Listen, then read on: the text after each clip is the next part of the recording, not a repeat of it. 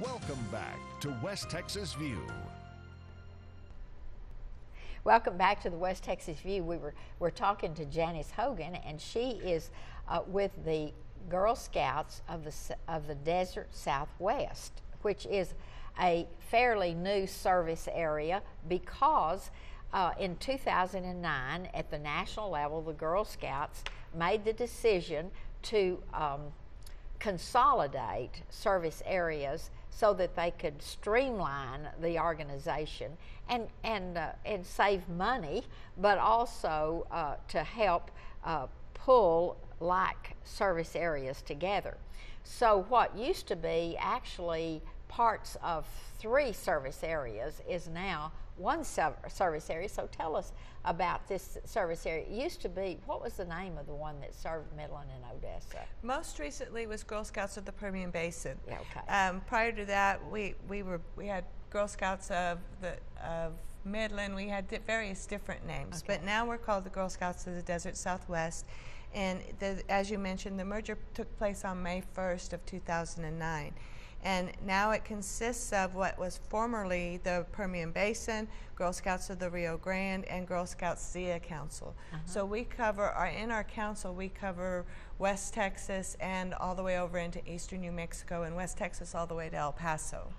And so it's a huge geographic land size, which is serviced out of one central office, but then each major area like Midland and Odessa and Hobbs, Roswell, Las have Cruces. their own offices, but with a small staff.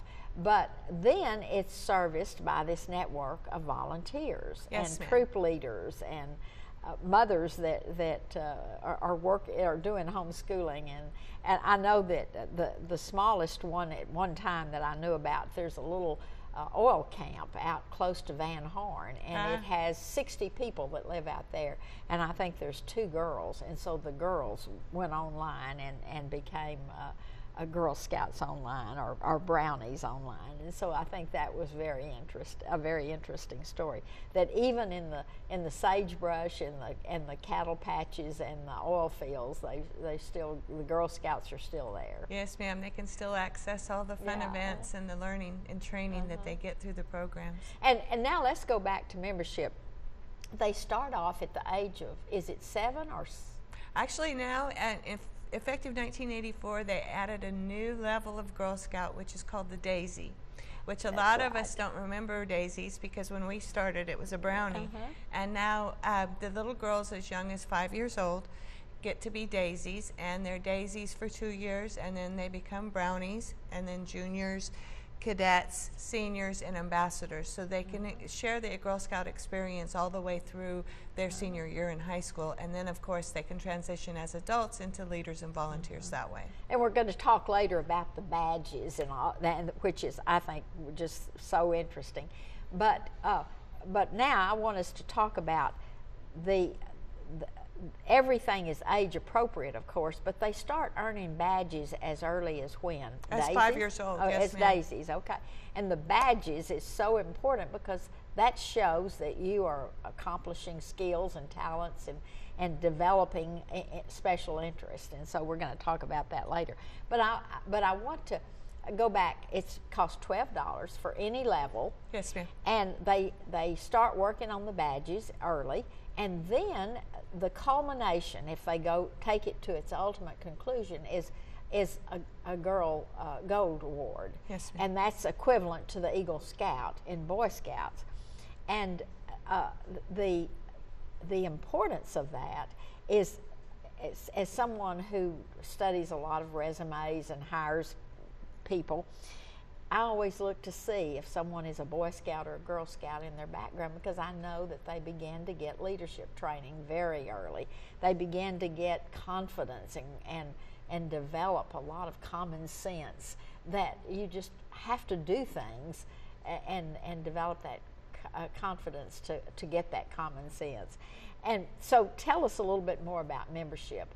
Do they come to a central office, or or do they just go online and register? Or there's multiple ways to register. They can register online, or they can come by our office at any time.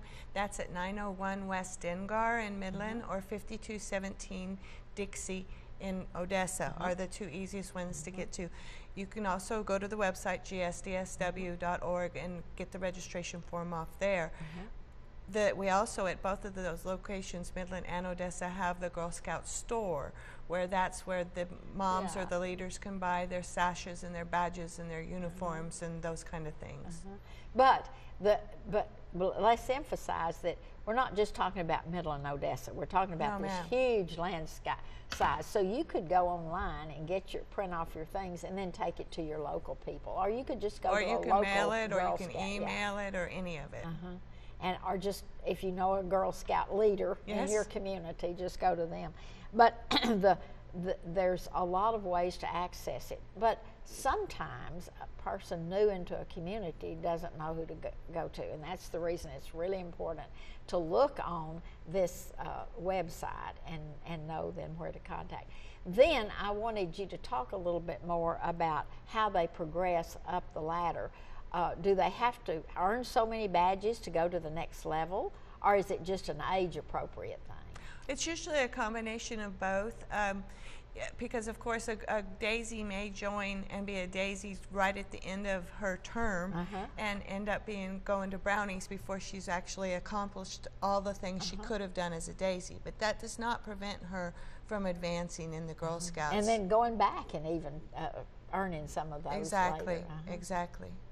Well, tell me a little bit more about, does it cost anything to get into the specific programs? Well, and I did want to mention too, even on the $12 registration fee, we offer financial assistance for anyone. That we don't want to have any girl get left out due to lack of finances. So all they have to do, and we're very discreet and confidential about it, we don't want anybody to be embarrassed, we just want to have the girls participate.